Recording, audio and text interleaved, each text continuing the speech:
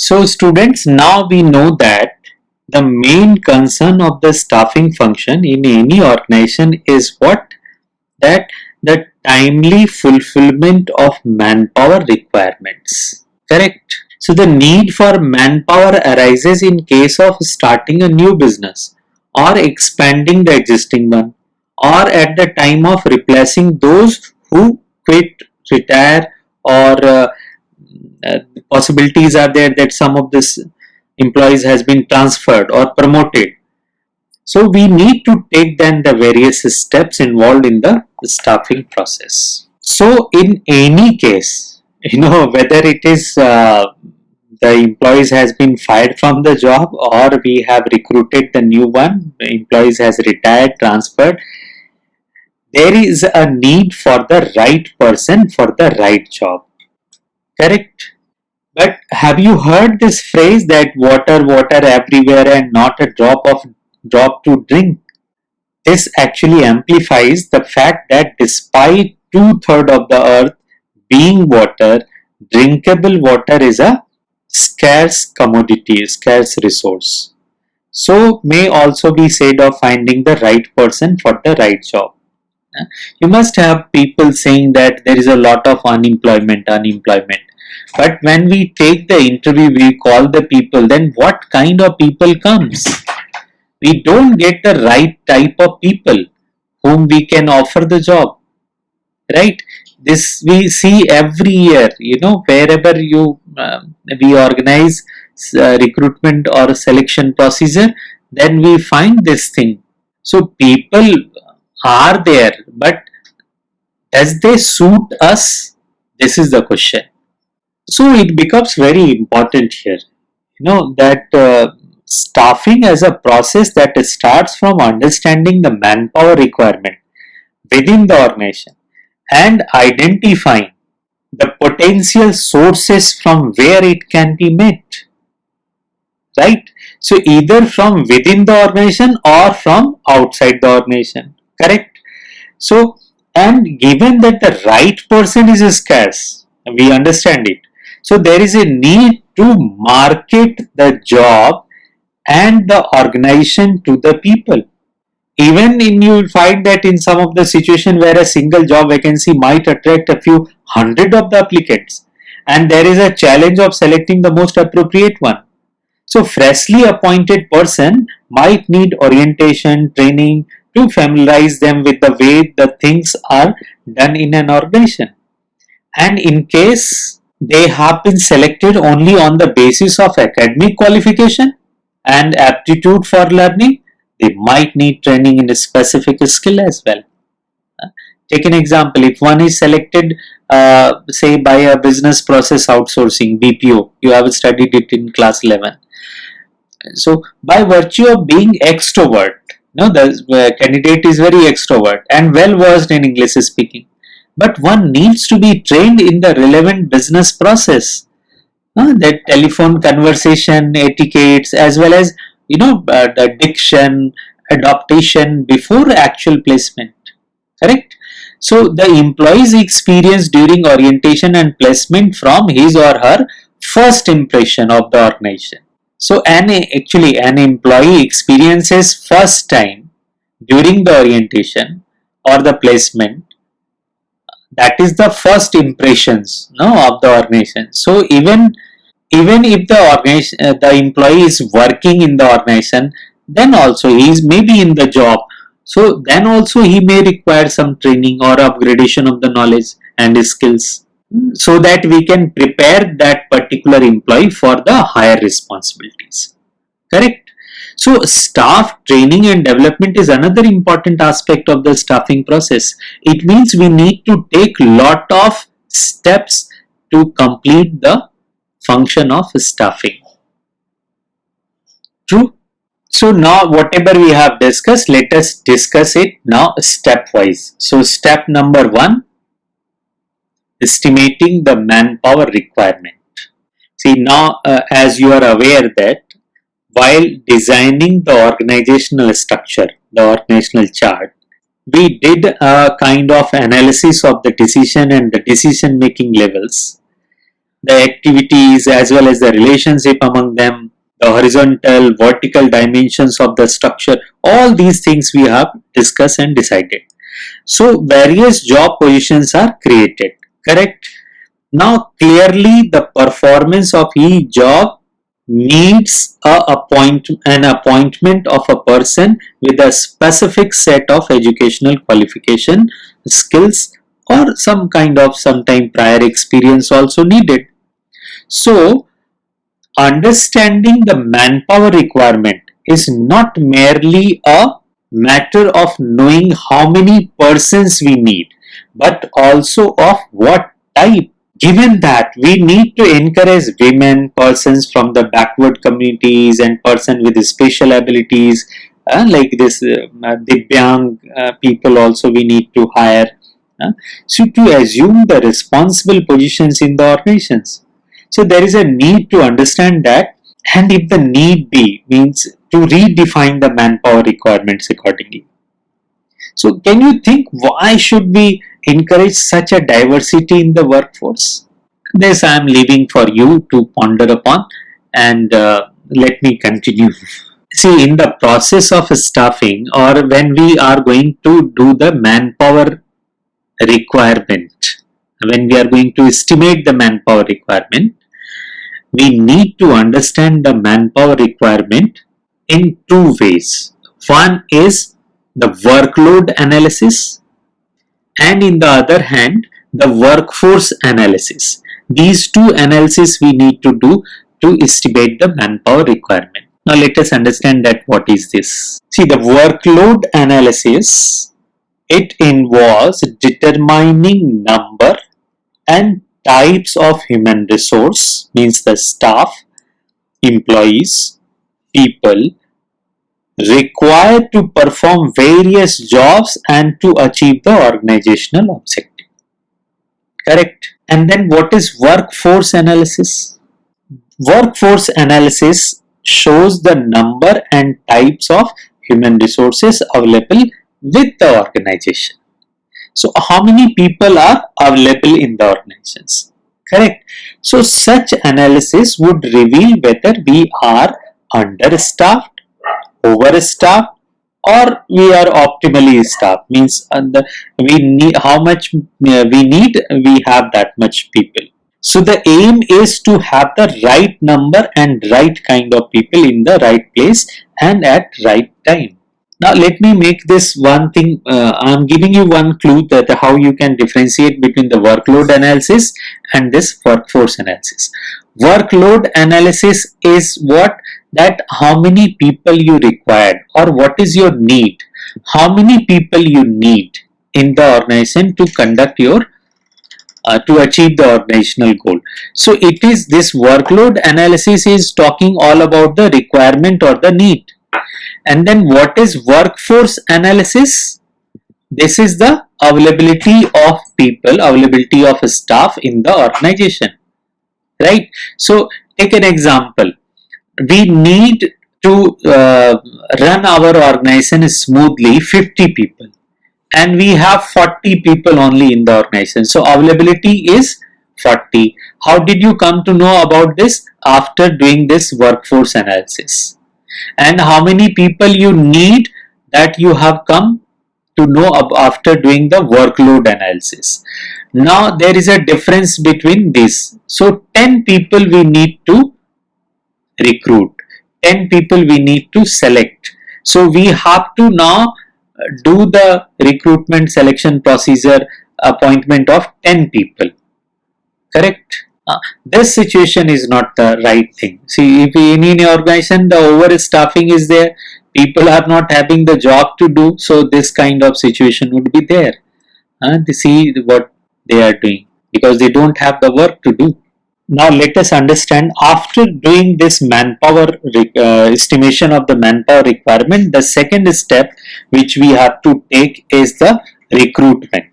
Actually, recruitment refers to a process of searching for prospective employees.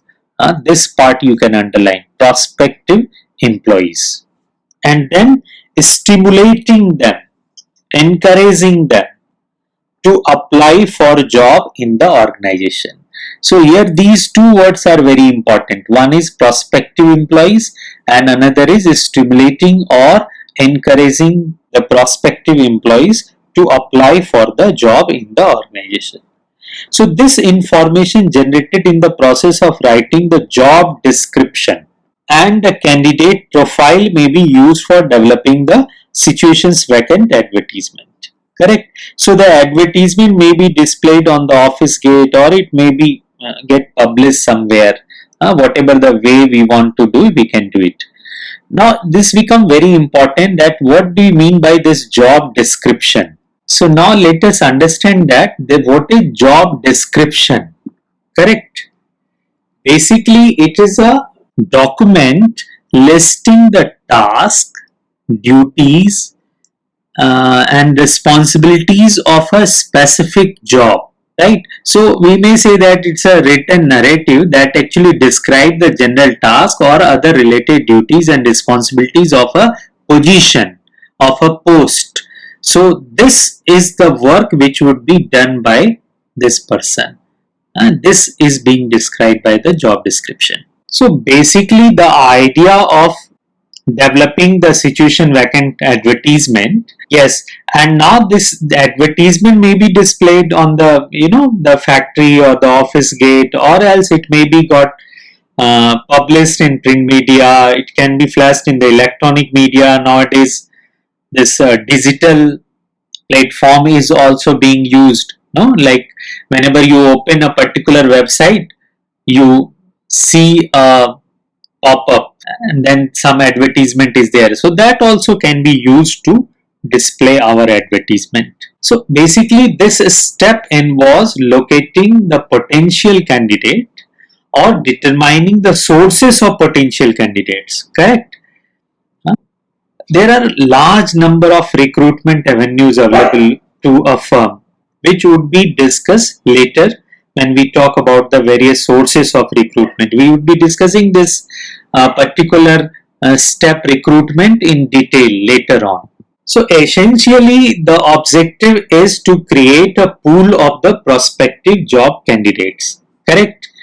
And here we would be using this both internal sources as well as external sources, and this internal sources may be used to a limited extent, right, because we are using our own employees to fill up that positions. But when we need the fresh talent and we have to go for the wider choice, then external sources would be used. This also we will discuss in detail, so I am not talking more about it. After this second step, now the third step is selection. Okay, so what is selection? Selection is the process of choosing from among the pool of the prospective job candidates which we have got by taking the step of recruitment. Correct? And the selection process involved conducting different type of tests and interviews. The candidate who are able to successfully pass through the test and interview are offered an employment contract. And even in case of highly specialized jobs where the choice space is very narrow, the rigor of the selection process serves two important purposes. Right? Now I have underlined this word. Rigor means what? The quality of being extremely thorough and careful, or you can say that following something with all the strictly, severity is there and strictness is there, so then we say it rigor. Correct? So what are those two important things? First is that it ensures that the organization get the best among the available. Correct? So the objective of selection is what? That we want to select the best one. Second is that, see, if we take a test which is very easy and anyone can pass that test, so what those people who appeared in that examination or that test, what they will tell to other people, they are not serious about it. So we need to ensure that the self-esteem and prestige of those who have been selected is there, and the seriousness is also being conveyed to outside the organization. So those who are outside the organization, they also feel that, that this is difficult. Like how you say that qualifying an IS examination is not an easy job. So because the selection procedure is like that, or being selected as an officer in army is not an easy thing to do. So because there is a proper selection procedure and it is rigor, it is done with rigor, and this rigor actually involves a host of tests and interviews described. We will talk about this later on. So those who are able to successfully negotiate the test and interviews are offered then employment contract. So a written document containing the offer of employment, the terms and conditions and the date of joining with all those things would be given to that person. Correct? So this is all about the selection. Then the fourth step which we have to take is the placement and orientation. See, joining a job marks the beginning of, you can say, the socialization of the employees at that particular workplace. And the employee is given a brief presentation about the company, and he is introduced to their, you can say, the superior, subordinate, and the colleagues. All those would be introduced with him. So he is taken around the workplace and given the charge of the job, so for which he has been selected. And the process of this familiarization is very crucial, and this may have a lasting impact on his decision to stay and be in that company. So we can say that orientation means what? Introducing the selected employee to other employees and familiarizing him with the rules, policies of the organization. Correct? And then the second word is placement.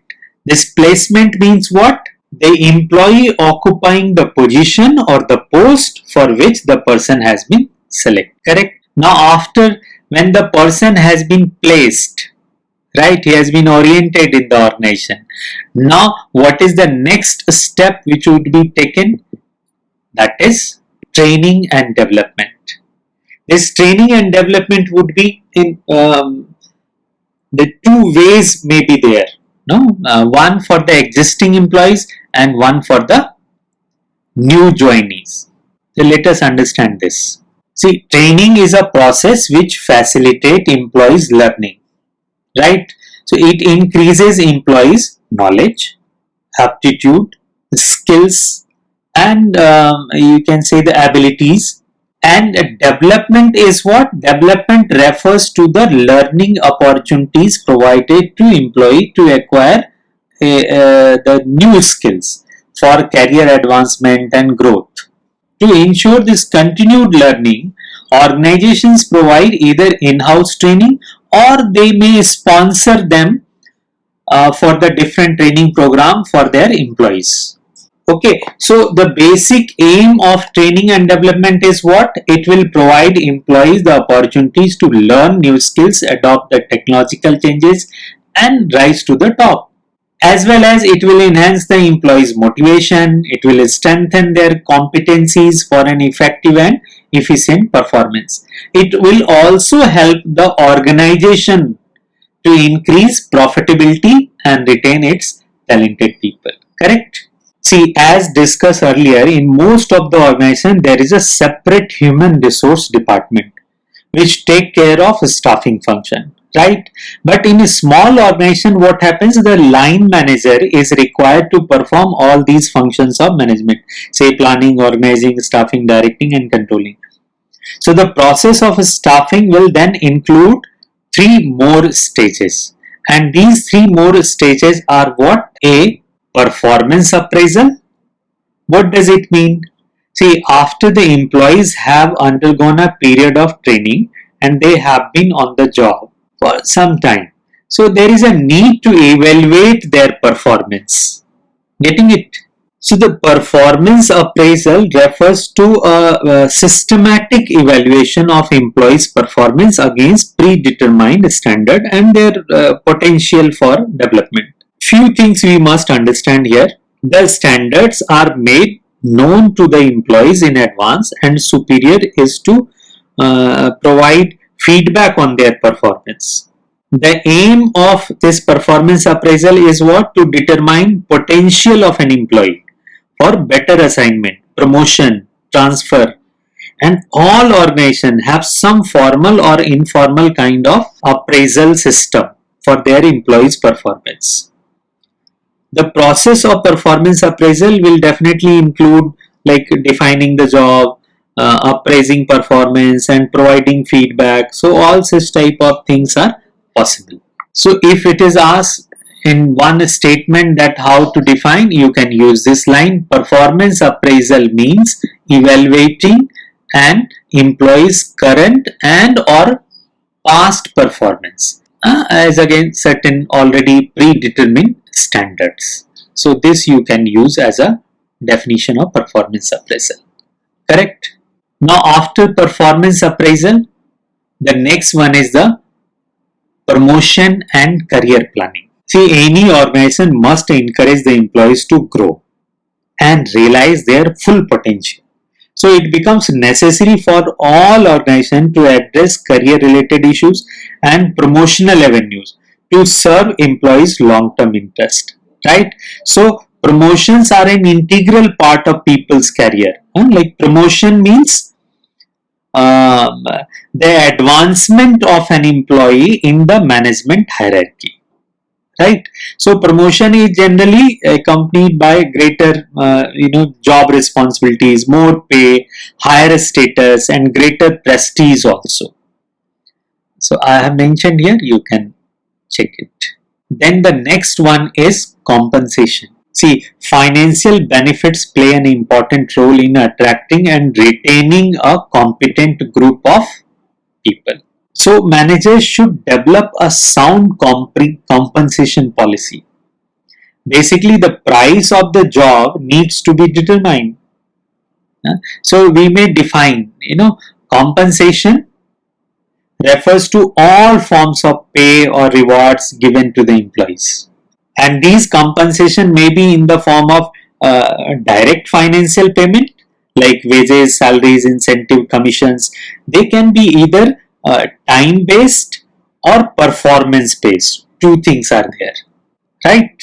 And this compensation policy is significantly influenced by companies' financial strength, salary offered by competing firms, rules framed by government like labor laws, bargaining power of trade unions and company policy. All these things will affect it, right? But you have to remember here what? That compensation may be of two things. There is a possibility that it can be of two types. One is direct financial payment, another is indirect payment. So indirect payments are what? Like employer is paying the insurance premium for their employees, like they are giving them some other facilities. So all these things will come into indirect payment. And then this direct financial payment or also can be classified into, one is time based, another is performance based. So time based means like salary, wages are paid either daily, weekly or monthly or annually, correct? And the performance based would be what? It would be based on your work, like the workers can be given wages on the basis of units produced. Like one is producing 10, so per unit he will get 50 rupees. So 10 into 50 he will get 500 rupees.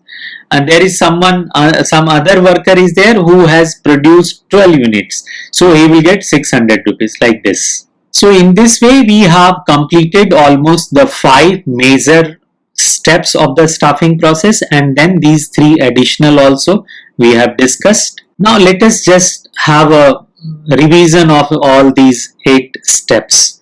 I am showing it these 3 differently. Let us take the example, then the things would be more clear to you. the first thing what we have to do, we need to estimate the manpower requirement. Correct? And these have, see, staffing as a function of management is responsible to fill in the job created in the organizational structure by appointing people from with the required qualification, skills, experience, etc. So it is important for the human resource department to understand how many and what type of people are required in the organization. Correct? And to have a clear understanding of manpower requirement, we should go with these two analyses. Okay, by mistake it has been shown here. Actually, this is this. Correct? So these are the two analysis which we have to take: workload analysis and workforce analysis. Workload analysis is what? It enables an assessment of the number and types of human resource necessary for the performance of various jobs and accomplishment of the organizational objective. The workload analysis can be used to prepare a specific job description and the desirable profile of people required to fulfill that responsibilities. Correct? And then workforce analysis estimates the number and types of human resource available. Okay, so it would help the staffing personnel to find out if the organization is overstaffed, understaffed, or optimally staffed. Like if the company is having overstaffing, so some of the existing employees can be removed or transferred. If it is understaffing, they may appoint some of the new people. So the workforce analysis enables the personnel manager to ensure that the organization is optimally staffed. Now let us take the example of our own school. Suppose the workload analysis of commerce department of a school indicates that the department requires 4 teachers to teach business studies and accountancy. Right? So, and workforce analysis shows that there are 3 teachers available in the department. We need how many? 4. And how many we have? So the workforce analysis says 3. Workload analysis says 4. So this analysis will help the principal, the chairman of the school, to plan and appoint one more teacher, so that there is no disruption in the teaching process. There is no problem in the teaching process. Correct? Then there was the recruitment. Right? So this recruitment is what?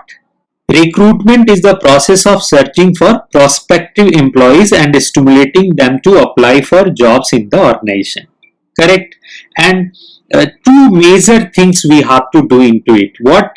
Identification of various sources of recruitment and then choosing the medium to advertise. Correct? Now again I will take the example of the same.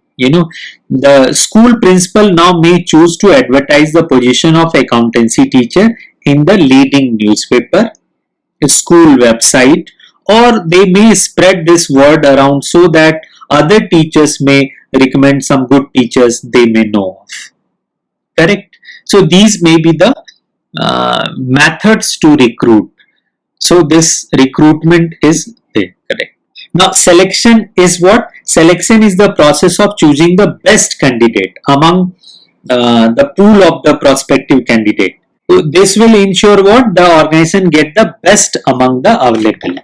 Now here the example is, once the position of the accountancy teacher is advertised, now the school administrative staff will receive so many applications from fresh or experienced teachers.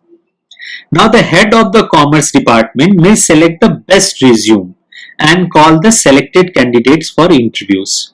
Right? Now when the person will come, means now they will ask for like one teacher the school need, so they would be calling say 10 teachers. Now these 10 teachers may be given a written test, like solve this accountancy question of class 12 or class 11 level, whatsoever they decide so. Now out of that written test, the shortlisted teachers may be asked to demonstrate their teaching skills. You must have observed that sometime the new teachers comes to your class for demonstration, right? Demo class, which we call, so that the best available teacher is selected. I'm sure you all must have experienced it, and when you have enjoyed a lot when the demo classes happens during the school time, right? Now you must be missing this. So this was all about the selection. Now the placement and orientation. Placement is what? It refers to the employee occupying the position or post for which the person has been selected. Orientation was what? Orientation is introducing the new joinee to other employees, or you can say the familiarizing him or her with the rules and policies of the organization. So this will ensure that the employee receive brief presentation about the organization. He is introduced to the workplace, his superior, subordinate, and he is given charge of the job. Correct? Now let us come back to the example. Once the selection process is over, means the teacher is selected now. Now the principal may introduce him or her to entire staff. Like you must have seen sometime new teachers come, then he is called on the assembly and he is being introduced to all the staff as well as with the students also. And the head of the department introduces him or her to the, and there is a possibility that the person he also will introduce himself to the students. So we can show him around the school, right? This is our library, this is canteen, all those things can be done. And we can give him or her all the important documents, like this will be your register, this will be your teacher's diary, these are the documents, forms which you have to fill up. And then whatever the information and instruction are which are related to the job, all these would be assigned to that new joinee. Correct? Then comes the training and development. See, training is a process which facilitate employees learning. Right? It will increase the employee's knowledge, aptitude, skills, or the abilities. And development is what? It is the learning opportunities provided to employee to acquire new skills for career advancement and growth. Right? I would be discussing this in detail. What is the difference between training and development? Then I will talk more about it. Now here let us take the example. Come back to the same school example. If the new teacher who was selected is inexperienced, suppose is the new one, just fresh, passed from the university and came to school. So he or she may be asked to sit in a few classes of the seniors teachers, to understand the methodology and acquire the required skills before he or she actually starts teaching in his own. Yeah. So the school regularly hold such type of workshop to help teachers to adopt to new teaching strategy. This is for the existing teachers. Like so many times CBSE organize capacity building program and teachers participate in it. So that is for the existing employees, and the training which I mentioned, it is for the new joinees. So my dear children, I have tried to explain the staffing process with reference to your school. So please remember that the same process is followed by almost all the corporates or any other organizations which needs staff to run their activities. And then you remember I said that in most of the organization there is a separate human resource department which will take care of the entire staffing function. But in a small organization, line manager is only to required to perform all these functions. So, and if it is not so, then the process of staffing will then include 3 more stages. 3 more functions which we have to discuss was performance appraiser. It means what? Evaluating an employee's current and the past performance. Now take one more example. If a sales manager was given a sales target of say 10,000 pens during the month, so his or her performance would be evaluated on the basis of the sales which he will show at the end of the month. So the employee is expected to know what the standards are, and the superior is to provide the employee's feedback on his or her performance. Now if we take the example of the school, so result of the teacher may be one of the standard to evaluate his performance, and then the different works performed by that teacher in the school. Then the next one is promotion or the career planning. Promotion involves what? Shifting an employee to a higher position, carrying higher responsibilities, facilities, status, and pay also. Like a teacher is being promoted at the post of the academic heads, vice principal, principal, right, like this. Same way, the deputy manager is being promoted as a manager, or the assistant manager is being promoted at the post of the manager. Okay, then comes the compensation. It refers to all forms of pay or rewards given to the employees, and it has two things. One was direct financial payment like wages, salaries, commission, incentive, bonus, etc.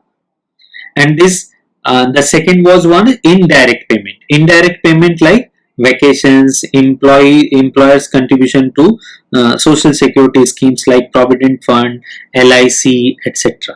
And this the previous one, the direct financial payment, can be further classified into, that is what, time based and performance based. This already I have explained you. And naturally, this compensation policy would be determined after considering so many aspects, like the legal factors, trade union, company policy, equity, the competitors, the other business, other your competitor in the same trade, what they are offering, that also is to be taken care.